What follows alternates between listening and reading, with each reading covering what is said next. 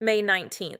The Supreme Court just dropped a 6-3 emergency ruling that has completely shaken the nation and is already sending shockwaves across the entire political and legal system. State attorneys general are calling it the biggest federalism victory in a generation. Officials inside the Department of Justice are privately describing it as a legal earthquake. And the ripple effects of this single emergency order are going to be felt across every major policy debate in America. Gun rights, immigration, election law, environmental regulation, all of it. Because what the Supreme Court just said is this: federal judges cannot freeze entire state laws nationwide based on a handful of plaintiffs. The era of the universal injunction is officially over, and the implications for Second Amendment litigation specifically are enormous. I'm Sarah, 5 years in the firearms industry, and this is GunGuidePro. Let's break down exactly what happened, why it matters, and what it means for your rights going forward. Before we go any further, subscribe to GunGuidePro right now and turn on every single notification. We are a new channel, and we are building something genuinely important here: real-time legal coverage of the decisions that directly affect your rights. This ruling is already being cited in active firearms cases across the country, and the developments are moving fast. Every subscriber tells us this content matters and gives us the motivation to keep delivering this level of analysis for you. 2 seconds. Completely free. Hit that subscribe button. Hit that bell. Let's get into it. To understand why this emergency order is so significant, you need to understand the problem it was built to solve, because this fight did not start overnight. For years, both political parties have used a specific legal tactic to win policy battles they could not win through Congress or elections. The strategy works like this: find a sympathetic federal district judge in a jurisdiction favorable to your side. File a lawsuit challenging a state law or federal regulation.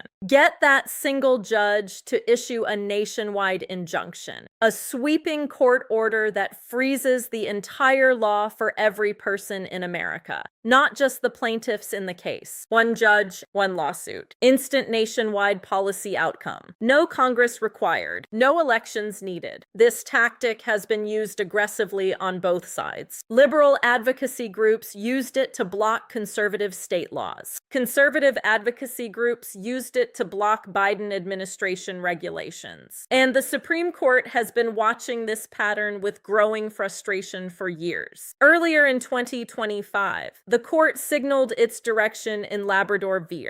Poe, placing meaningful limits on the scope of lower court injunctions. But that signal was not enough. The tactic continued. The nationwide injunctions kept coming. And on May 19th, the Supreme Court decided enough was enough. Drop your state in the comments right now. I want to know exactly where GunGuidePro viewers are watching from, and which specific state laws in your jurisdiction have been frozen by nationwide injunctions that should never have applied to you.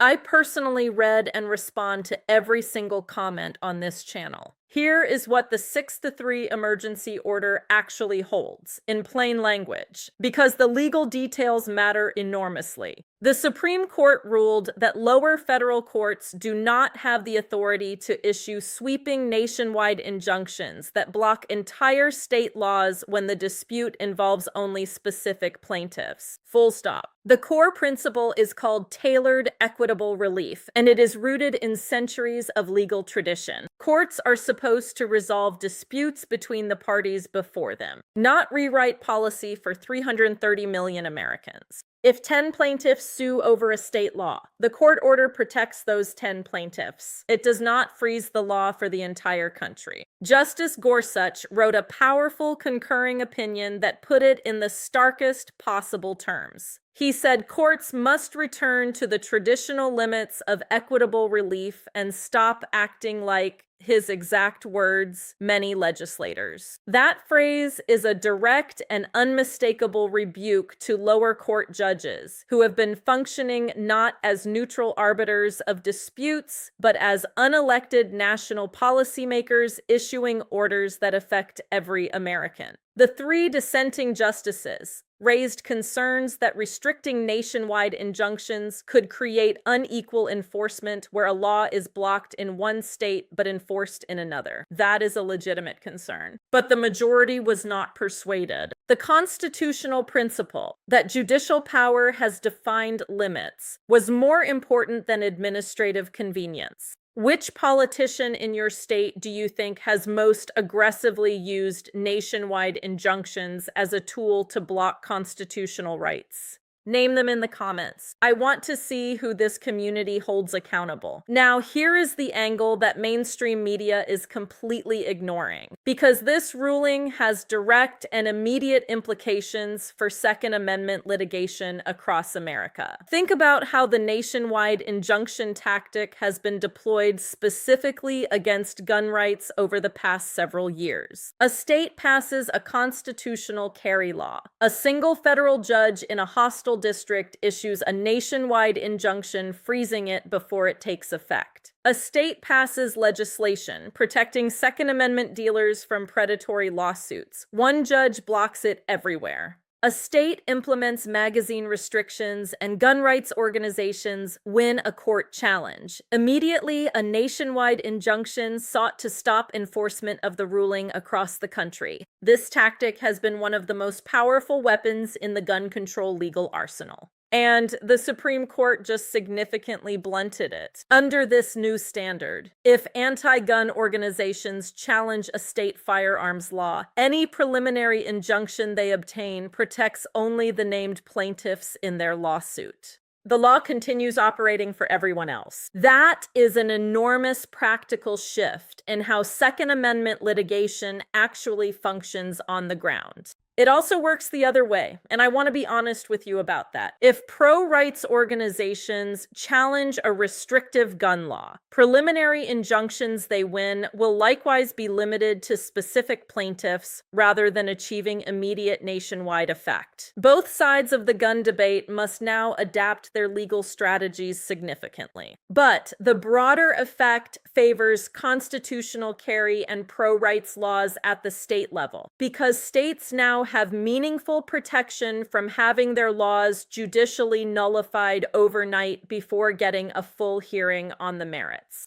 What is your favorite Second Amendment ruling of the last decade? Heller, McDonald, Bruen, or this emergency order? Drop it in the comments. I genuinely want to know what this community considers most important. The response to this ruling was immediate and intense across the political spectrum. State attorneys general, particularly in states that have been fighting federal overreach on multiple fronts simultaneously, were the first to act. Within hours of the ruling dropping, several states filed supplemental briefs in ongoing cases citing this emergency order as direct constitutional support for their arguments that the federal government cannot use nationwide injunctions to override state law before those laws are fully adjudicated on the merits. The White House and Department of Justice released carefully worded statements saying they were reviewing the ruling. Those careful words are the language of people who just had their most powerful legal tool significantly restricted by the highest court in the land. The DOJ has relied heavily on nationwide injunctions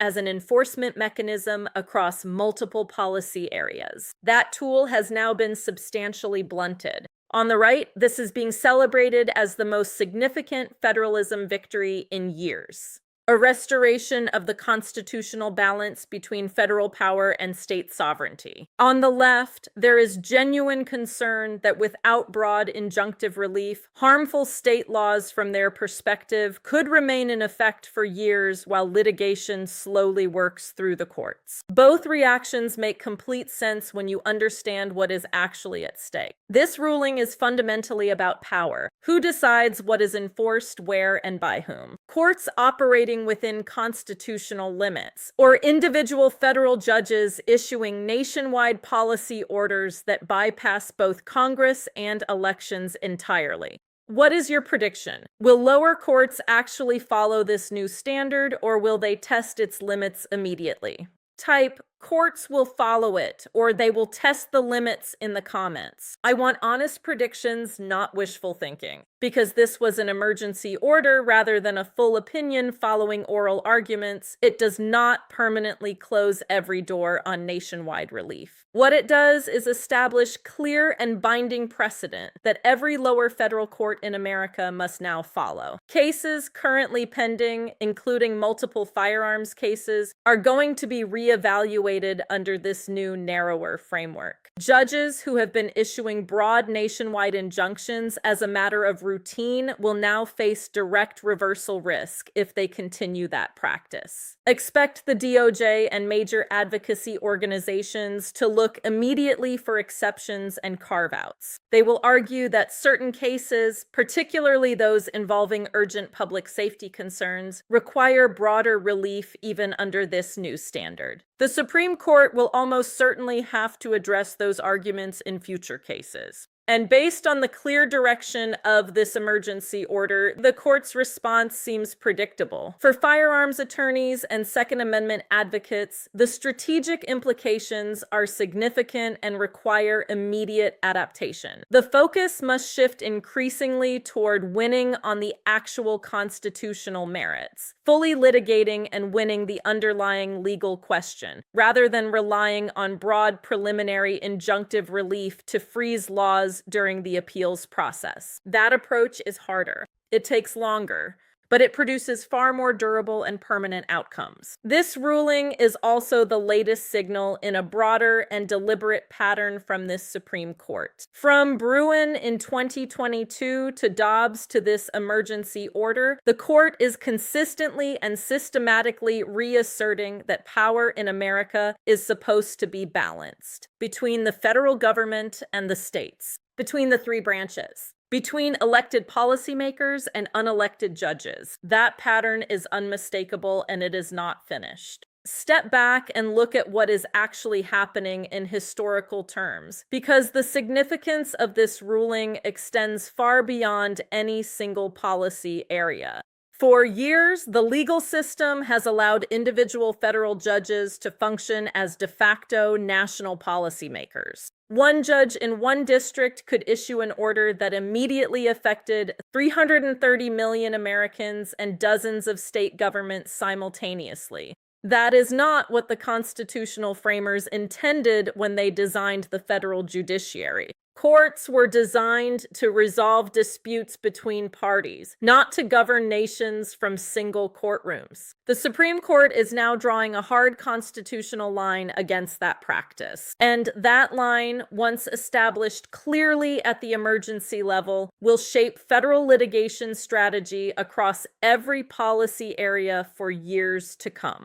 For gun owners specifically, this means that state-level victories protecting Second Amendment rights will now be significantly harder for opponents to freeze through a single sympathetic federal judge. That is a meaningful structural advantage in the ongoing legal battle for firearms rights across America. GunGuidePro exists to make sure you understand these structural developments, not just the headline cases, but the procedural and strategic shifts that determine which side has the legal advantage in the fights that follow. We are a new channel, and every single subscriber who joins this community invests in a resource that will be here covering every development as it happens. Here is the absolute bottom line. On May 19th, the Supreme Court issued a 6-3 emergency ruling establishing that lower federal courts cannot issue sweeping nationwide injunctions that block entire state laws based on the claims of a handful of plaintiffs. Tailored equitable relief, protecting only the actual parties to a lawsuit, is now the binding constitutional standard. One judge cannot freeze policy for 330 million Americans. That era is over. For gun owners, this means state-level firearms laws now have meaningful protection from overnight judicial nullification.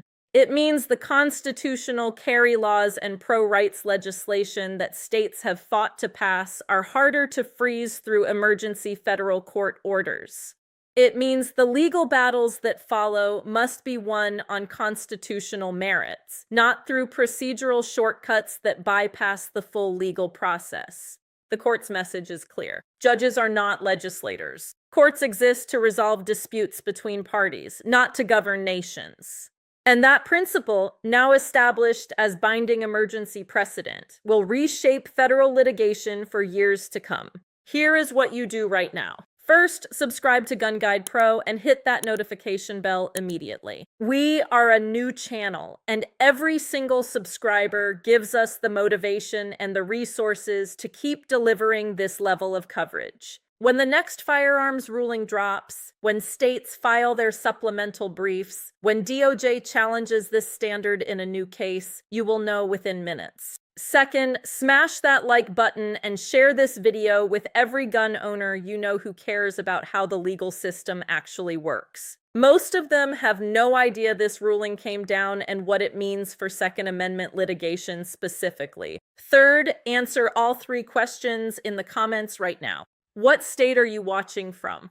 Which politician in your state has most aggressively used nationwide injunctions against gun rights? And what is your favorite Second Amendment ruling of your lifetime? I personally read and respond to every single comment on this channel. GunGuidePro is just getting started. The legal battles coming over the next 12 months are going to be historic. Be here for every single one of them. Stay informed, stay armed, stay free. I'm Michael from GunGuidePro. See you in the next one when we track how lower courts respond to this new standard in active firearms cases.